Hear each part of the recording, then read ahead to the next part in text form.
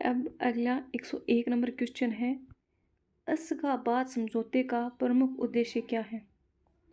तो इसका में होगा मध्य एशिया और फारस की खाड़ी के बीच वस्तुओं के आवागमन को सुगम बनाना। यही इसका करेक्ट आंसर है। अशगाबाद समझौते का मतलब मध्य एशिया और फारस की खाड़ी के बीच में वस्तुओं के आवागमन को सुगम बनाना। अगला क्वेश्चन, गैब्रियल आमंड और सिडनी बरुआ ने अपनी book the civic culture political attitude and democracy in 5 Nations में किस देश की तुलना को शामिल नहीं किया है? किस तुलनात्मक अध्ययन नहीं किया है? तो मेक्सिको, अमेरिका, ग्रेट ब्रिटेन इनका किया है, लेकिन जापान इसमें नहीं आता। अगला है, कौन सा विलियम सी मिशेल्स के अनुसार राजनीतिक व्यवस्था के निर्गत की श्रेणी में शामिल नहीं है? निर्गत, आगत, निर्गत यानी आउटपुट में नहीं आता। कौन सा विलियम सी मिशेल के अनुसार? तो लक्ष्य आते हैं, नियंत्रण आता है, मूल्य और लागत आती है, लेकिन संसाधन ये उनकी निर्गत की श्रेणी में नहीं आता। ये किसका है? ये आउटपुट इनपुट का कॉन्सेप्ट विलियम सी मिशेल वाले में। फिर अगला क्वेश्चन है, 26 से 27 नवंबर 2014 को काठमांडू में आयोजित सार्क सम्मेलन के अनुसार उन उपकरणों पर विचार कीजिए जिनके माध्यम से चरणबद्ध तरीके से दक्षिण एशियाई आर्थिक संघ SAEU बनाया जाएगा। तो इसमें होगा एक मुक्त व्यापार क्षेत्र, एक सीमा शुल्क संघ, एक साझा बाजार, एक सामान्य आर्थिक और मौद्रिक संघ। 2 नंबर ऑप्शन ये सही है।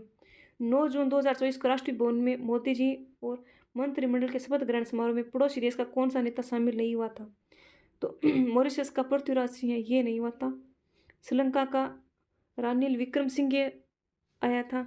मालदीव का मोइजू भी आया था। बांग्लादेश की शेख हसीना भी मोदी जी के शपथ ग्रहण में आए थे, लेकिन मॉरिशस वाला ये नहीं आया था। अगला क्वेश्चन, उदार लोकतंत्र राज्य की विशेषताओं में निम्न में से कौन सा सम्मिलित नहीं है? उदार लोकतंत्र राज्य की विशेषताओं में तो पहला, नागरिक स्वतंत्रता, व्यक्ति के अधिकारों की प्रतिभूति होती है, ऑब्वियसली सही है। सरकारी विचारधारा का वर्चस्व नहीं, सरकारी विचारधारा वर्चस्व नहीं होता। वैधानिक नियमों पर आधारित होती है उदार लोकतंत्र राज्य, सही है। बाजारी आधारों पर संगठित निजी उद्यमों की अर्थव्यवस्था होती है, ये भी सही है। उदार लोकतांत्रिक राज्य, ये उदार लोकतांत्रिक राज्य का सबसे अच्छा उदाहरण अमेरिका ले सकते हैं अपन, अमेरिका है। अहम लिपसेट और स्टीन रोकन द्वारा किस क्रांति का उल्लेख नहीं किया गया है? तो राष्ट्रीय क्रांति, अंतर्राष्ट्रीय क्रांति, औद्योगिक क्रांति, इसका क्या ढांचागत क्रांति, इसका कोई उल्लेख नहीं किया है लिपसेट और स्टीन रोकन के द्वारा। वैश्विक रूप से पर्यावरणीय आंदोलनों से संबंधित कृति साइलेंट स्प्रिंग किसकी है? साइलेंट स्प्रिंग तो रेचल कार्सन हो जाएगा, ऑब्वियसली ये संबंधित है। निम्न कथन विचार कीजिए, गुजराल डॉक्ट्रिन का उद्देश्य पड़ोसी देशों से संबंध सुधारना है, सही है, सही पूछा है ना। कृष्णा डॉक्ट्रिन का उद्देश्य अप्रवासी भारतीयों के हितों की रक्षा करना, ये भी सही है। कनेक्ट सेंट्रल एशिया पॉलिसी का मुख्य उद्देश्य रणनीतिक और रक्षा संबंधों को बढ़ावा देना है, ये सही नहीं है। तो 1 और 2 सही है। 1 नंबर ऑप्शन। प्लेटो से संबंधित निम्न कथनों पर ध्यान पूर्वक पढ़ें। ज्ञान और राय अनन्य है, यानी knowledge and opinion are exclusive. सद्गुणों के 2 रूप हैं, कथन 2 है में है, सद्गुणों के 2 रूप हैं, ये कथन फर्स्ट और सेकंड है। इसमें ये 2 कथन दे दिए। इनके आधार पर पारंपरिक नैतिकता पर आधारित सद्गुण जो समय और स्थान के अनुसार बदलते रहते हैं, वो पारंपरिक नैतिकता पर आधारित गुण तो समय और स्थान के आधार पर नहीं बदलते। जो पारंपरिक नैतिकता के गुण होते हैं वो हमेशा समय और स्थान को ना बदलते हुए हमेशा सेम ही रहते हैं। ज्ञान पर आधारित सद्गुण जो शाश्वत होता है, ये सही बात है, केवल 2 सही होगा। फिर कथन 1, 2 पढ़ें। जो एक प्रसिद्ध पुस्तक की प्रस्तावना से उद्धृत किए गए, तो उस पुस्तक कौन सी इस पुस्तक के लेखक है? एक पुस्तक से लिया गया, ये पुस्तक के लेखक का नाम से पूछा गया है। एक पुस्तक की प्रस्तावना में ये बात लिखी गई है। तो कथन 1, यदि हम चाहते हैं कि हमारी सभ्यता जीवित रहे, बची रहे, तो हमें महान लोगों के प्रति सम्मान की आदत को छोड़ना होगा। हमें जो महान लोगों के प्रति जो बहुत ज़्यादा सम्मान रखते हैं ना, कि वो अपने जो पूर्वज है, वो पूर्वज ऐसा था वैसा था, उनके प्रति सम्मान को छोड़ेंगे, तभी एक अच्छे अपने अंदर डेवलपमेंट कर पाएंगे हम। जो पीछे की जो चीज़ें उनके साथ ऐसे जुड़ मतलब नहीं रहना, उनके पीछे पिछलग बन के नहीं रहना। महान लोग महान गलतियाँ कर सकते हैं, जैसा कि पुस्तक दिखाने की कोशिश करती है। अतीत के कुछ महान नेताओं ने स्वतंत्रता और तर्क पर चिरस्थायी हमले का समर्थन किया है।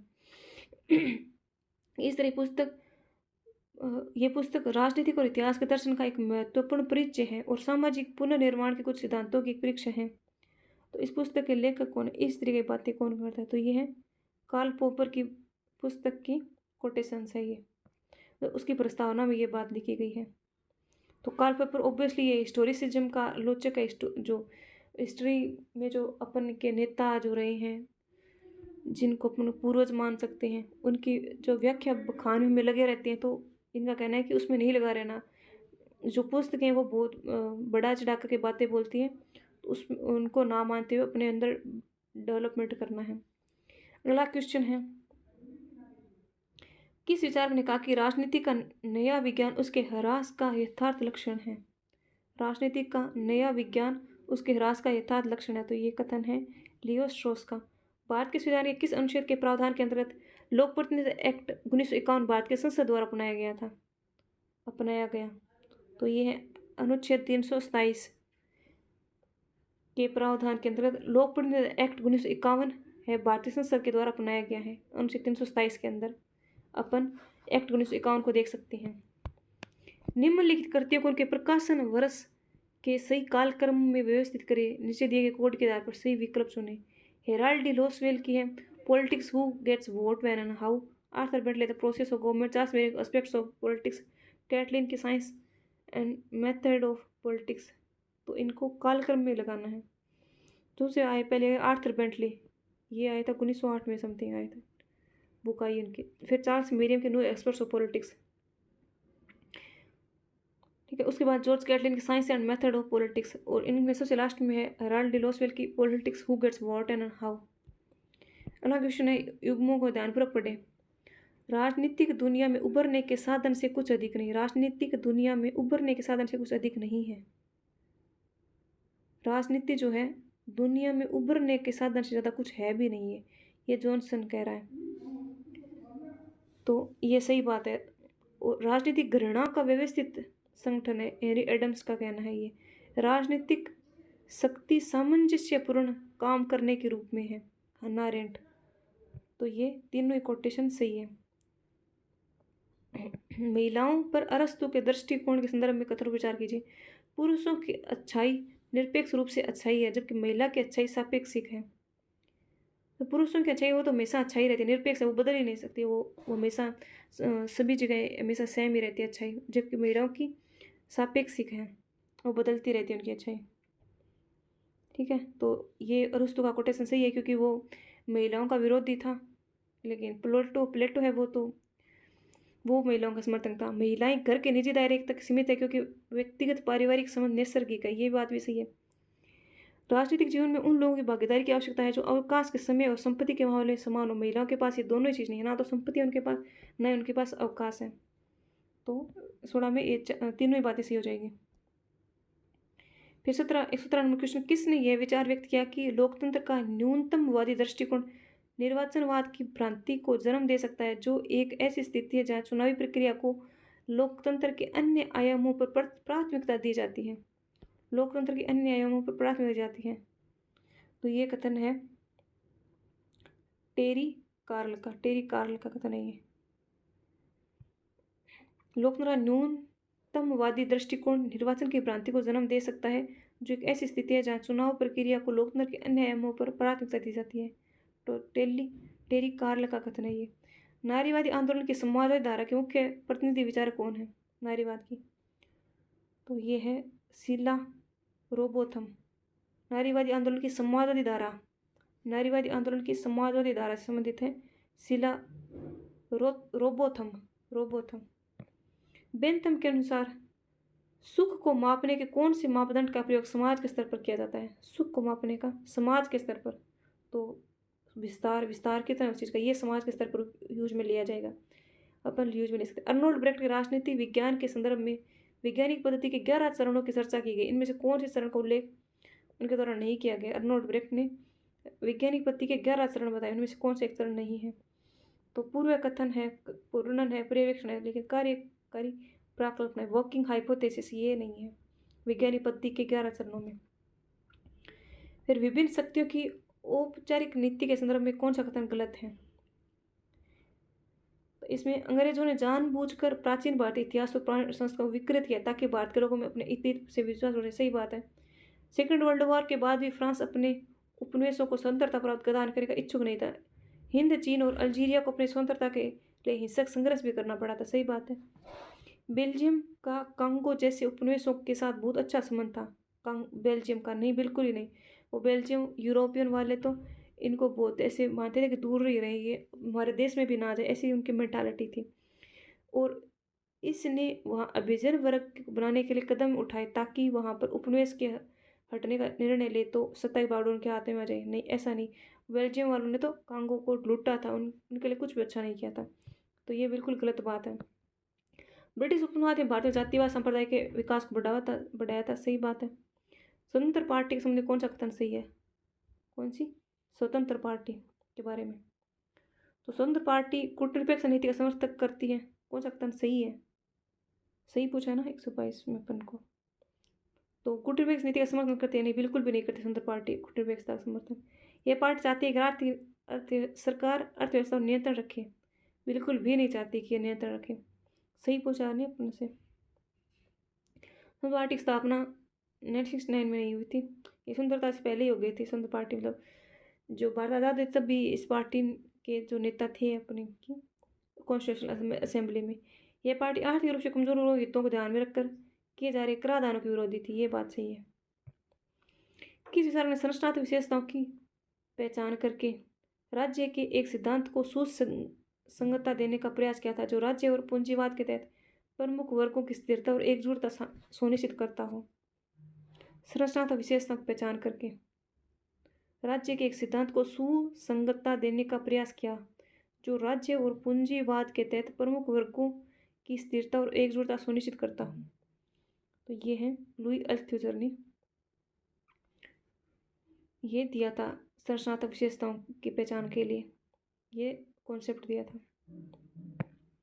फिर हेंज यूलाउ के अनुसार व्यवहारवादियों ने सामान्यतः कुछ विशिष्ट क्षेत्रों को अपने अध्ययन की इकाई के रूप में प्राथमिकता दी थी। तो कौन सा इन विशिष्ट क्षेत्रों में सम्मिलित है?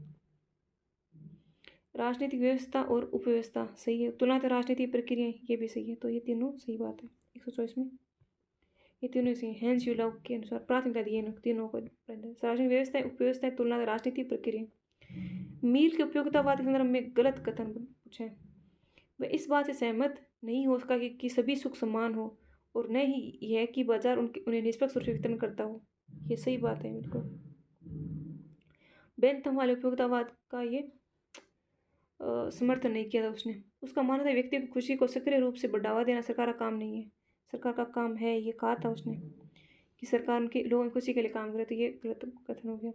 उसका मानना था कि मनुष्य धन, लोलुपता और भूखमरी से बचने के अस्तित्व से बेहतर कुछ करने में सक्षम है। बचने वाले अस्तित्व से बेहतर कुछ करने में सक्षम है। सही बात है।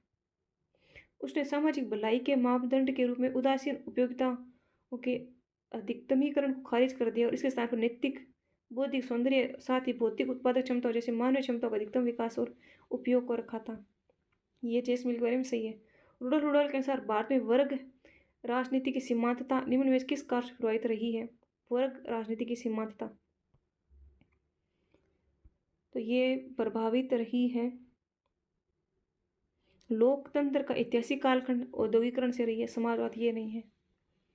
तो भारतीय वर्ग राजनीतिक सीमांतता है वो लोकतंत्र ऐतिहासिक कालखंड और औद्योगिकरण से प्रभावित रही है। एक और तो कौन से दो नेता ब्रेजनेव के बाद और मिखाइल गोर्बाचेव से पहले यूएसआर के राष्ट्रपति बने हैं? ठीक है, तो ब्रेजनेव के बाद और गोर्बाचेव से पहले यूएसआर के राष्ट्रपति बने थे यूरी एंड्रोपोव और कॉन्स्टेंटिन चेनोरको, ये दोनों बने थे। सिसरो के संबंध में निम्न वाक्यों को ध्यान से पढ़िए। डी रिपब्लिका सिसरो की एक राजनीतिक कृति है। सही बात है। सिसरो की पुस्तक डी लेगिबस यूनानी राजनीतिक सिद्धांत के संदर्भ में रोमन इतिहास की व्याख्या के का प्रयत्न था ये बुक डी लेगीबस सिसरो की। तो सही है, डी लेगीबस में सिसरो ने रोमन राज्य व्यवस्था के प्रमुख तत्वों का विवरण दिया है। ये गलत बात है। एक और दो सही ओनली। भारत में आधुनिकीकरण के स्वरूप के संबंध रजनी कोठारी के बारे में कथनों पर विचार कीजिए। भारत में आधुनिकीकरण के प्रभाव से जो प्रतिक्रिया हुई उससे पुरानी परंपरा और संस्कृति के प्रति नया बोध उत्पन्न हुआ, उसकी पुनर्व्याख्या और पुनरुत्थान के प्रयास हुए तथा उसे नया रूप देने की कोशिश करी गई। ये आधुनिकीकरण के बारे में रजनी कोठारी का कथन बिल्कुल सही है। भारत में यह बात स्वीकार की गई कि आधुनिकता का अर्थ पुरानी बातों को जड़ मूल से नष्ट करके एकदम नई बातों को अपनाना है। तो ये बिल्कुल ही बात सही नहीं है। आधुनिकता का मतलब ये बिल्कुल भी नहीं होता कि पुरानी बातों जड़ मूल से नष्ट ही कर दिया जाए। तो इसमें कथन एक सही ओनली। अगला है त्रुटिपूर्ण कथन कौन से हैं? अलगाववाद विश्व राजनीति में कम से कम भाग लेने और उससे बिल्कुल अलग रहने का सिद्धांत है। सही बात है। तटस्थता किसी देश की कानूनी और राजनीतिक स्थिति का वर्णन करते हैं जो दोनों देशों में से किसी भी युद्धरत पक्ष के में नहीं होती। जैसे फर्स्ट और सेकंड वर्ल्ड वॉर में स्विट्जरलैंड था। तटस्थता कूटनिरपेक्षता सैनिक संधियों से दूर रहने की नीति, एकदम सही है। तटस्थीकरण आवश्यकता अनुसार तटस्थ रहने की नीति है जो यहाँ छोड़ी जा सकती है, बिल्कुल भी गलत बात है ये। 131 में है हेगल के दर्शन के बारे में कौन सा कथन गलत है? किसी वस्तु के सार और अस्तित्व में बुनियादी अंतर होता है। सही बात है। जब सार को पूरी तरह समझ लिया जाता है तो वह एक अलग वस्तु नहीं रह जाती बल्कि वह पूर्ण वास्तविक बन जाती है जो अपने सभी संभावनाओं की वास्तविक प्राप्ति का प्रतिनिधित्व करती है और एक समग्रता और एकता ग्रहण करती है। सही बात है। वास्तविक तर्क संगत है और तर्क संगत वास्तविक है। वास्तविक वह नहीं है जो वास्तव में मौजूद है बल्कि वास्तविक तो वह है जो तर्क के द्वारा फिर से बनाया गया है। सही बात है। तर्क और इंद्रियों का संयुक्त रूप इस एकता और समग्रता को स्थापित करता है। ये गलत बात है। तर्क और इंद्रियों वाला ये एकता समग्रता को स्थापित नहीं करता। फिर एक अगला क्वेश्चन है भारत में लोकतांत्रिक शासन के बारे में विचार कीजिए। भारत सरकार ने धरातलीय लोकतंत्र को मजबूत करने और नागरिकों को लोकतांत्रिक और विकास प्रक्रिया में भाग लेने की दिशा में कदम उठाए हैं। तो ये एकदम सही बात है। इसकी शुरुआत जन भागीदारी के माध्यम से ग्रामीण क्षेत्रों में समग्र विकास कार्यक्रम 1954 में सामुदायिक विकास कार्यक्रम से हुई थी। धरातलीय लोकतंत्र मजबूत करने के लिए लोकतांत्रिक शासन, तो ये गलत बात है। ये सामुदायिक विकास वाला ये 54 में नहीं रहे, ये गलत है। तो केवल एक सही है 132 में, मतलब 3 नंबर ऑप्शन। वैश्विक मताधिकार का राजनीतिक महत्व से कहीं अधिक सामाजिक निहित अर्थ रहता है। कई सामाजिक समूह पहले अपनी ताकत से अनजान थे और जो राजनीतिक परिवर्तन हुए थे उसमें बेमुश्किल प्रभाव हुए थे, उनसे बेमुश्किल ही प्रभावित हुए थे। उन्हें अचानक एहसास हुआ कि वे सत्ता संभालने की स्थिति में है। ये जो सामाजिक समूह है। उपयुक्त कथन किसका है? तो ये है पणिक्कर का है, के.एम. पणिक्कर का कथन है। फिर अगला क्वेश्चन है चीन की स्ट्रिंग ऑफ पर्ल्स रणनीति के विरुद्ध भारत के जवाब भी क्या है? तो भारत के जवाब में है necklace of diamonds. Necklace of diamonds है भारत का। प्लेटो की किस कृति में सुकरात के मुकदमे का काल्पनिक और व्यंग्यात्मक वर्णन है? तो ये द अपोलॉजी में। और इसका गांधी जी ने गुजराती भाषा में इसका अनुवाद किया है सत्यवान नाम से। उत्तर व्यवहारवादी अध्ययन में शामिल क्या है? उत्तर व्यवहारवादी अध्ययन में तो उत्तर व्यवहारवादी राजनीति विज्ञान विशुद्ध विज्ञान में नहीं, बिल्कुल भी नहीं है। ये तो व्यवहारवादियों का था। तो उत्तर व्यवहार तकनीकी प्रविधियों पूर्णता के स्थान पर पर्याप्तता को ध्यान देना, समाज के पुनर्निर्माण पर ध्यान देना, ये दोनों सही है। फिर ईयू की सर्वोच्च निर्णयकारी संस्था कौन सी है? ईयू की तो वो है यूरोपियन परिषद। ये सर्वोच्च निर्णयकारी संस्था है ईयू की। शीत युद्ध के संदर्भ में कौन सा युग्म सही नहीं है? तो कोमिकोन यानी सर ये सही नहीं। महाकाय प्रतिशोध डलेस का है। मेसिव रिटेलिएशन डलेस का है। ऑपरेशन सोलेरियम आइजनहोवर का है। Telegram and the theory of containment निरोधक नीति जॉर्ज कैनन की, ये भी सही है। फिर अगला क्वेश्चन है कौन सा विषय सूची युग्म सम्मिलित नहीं है? तो बिम्मा ओबियसली ये तो संघ का होता है, गलत है। निखात निधि यानी क्या? ट्रेजर ट्रोव ट्रेजर ट्रू ये स्टेट का होता है, सही बात है। अफीम की खेती, उनका विनिर्माण और आयात संघ का है, सही है। प्रसवों के प्रति क्रूरता का निवारण करना, ये संवर्ती का है, ठीक है।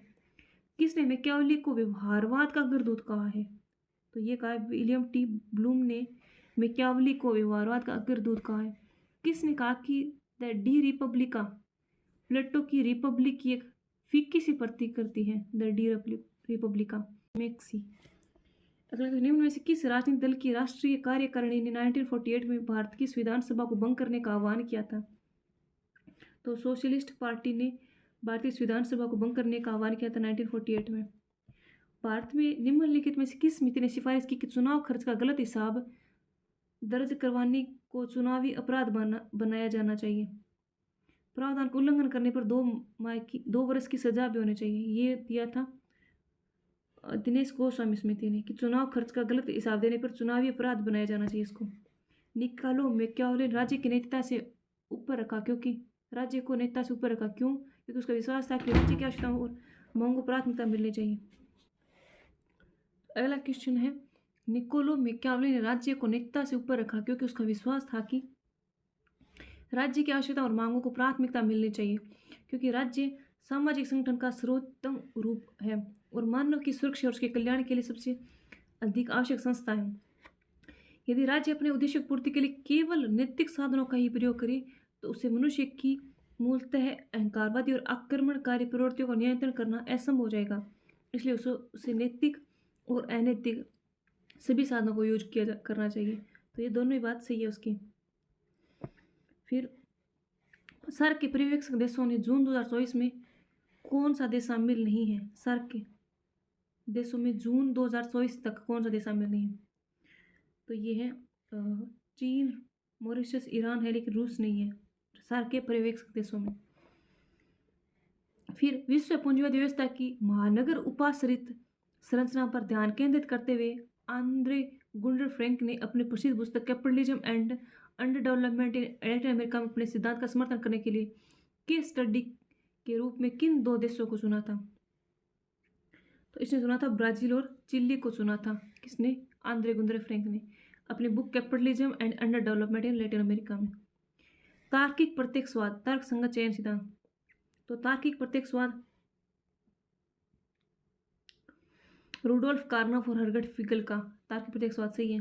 तो तर्क संगत चयन सिद्धांत ये वर्जीनिया स्कूल वालों का है, ये सही नहीं है, तो केवल एक सही है।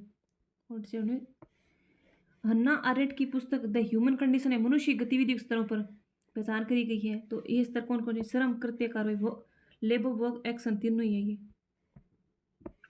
किसने कहा कि लोक वास्तव में अंग्रेजी उदारवाद का मूल स्रोत था? तो मैकफर्सन ने कही है ये बात, लोक वास्तव में अंग्रेजी उदारवाद का मूल स्रोत था। लोकसभा चुनाव 2024 में सर्वाधिक महिलाओं को प्रत्याशी बनाने वाला राजनीतिक दल कौन सा था? जिसने सबसे ज़्यादा बनाया था? तो बीजेपी ने बनाया था। ओके, तो ये अपने कंप्लीट हो 150 क्वेश्चन।